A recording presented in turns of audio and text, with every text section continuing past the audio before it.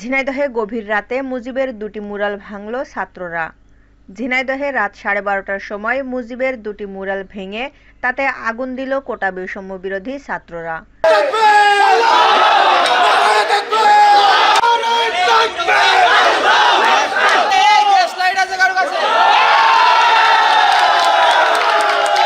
ঝিনাইদহ শহরে অবস্থিত জেলা শিল্পকলা একাডেমির সামনে ও চুয়াডাঙ্গা বাসস্ট্যান্ডে স্থাপিত মুজিবের দুটি মুরাল ভেঙে আগুন ধরিয়ে দেয় তারা।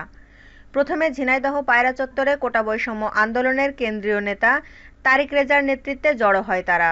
এরপর একটি মিছিল নিয়ে প্রথমে জেলা শিল্পকলা একাডেমির সামনে স্থাপিত মুজিবের মুরালে তারা ভাঙচুর করে আগুন দেয়। তারপর মিছিলটি শহর প্রদক্ষিণ শেষে চুয়াডাঙ্গা বাসস্ট্যান্ডের আরেকটি মুরালে ভাঙচুর চালায়। শেষে এই মুরালেও আগুন দেয় তারা।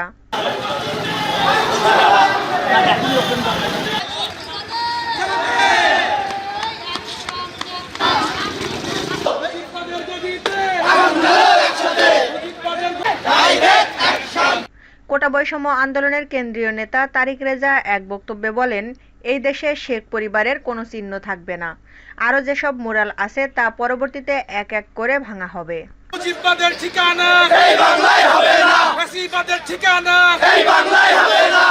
এই চত্বরের নাম এখনো মুজিব চত্বর অফিসিয়ালি। এই মুজিব চত্বরের নাম স্বাধীনতা চত্বর করে দিতে হবে। মানুষের এটা প্রাণের দাবি। এইখান থেকে স্বাধীনতার গর্জন উঠেছিল। এই চত্বরের নাম হবে স্বাধীনতার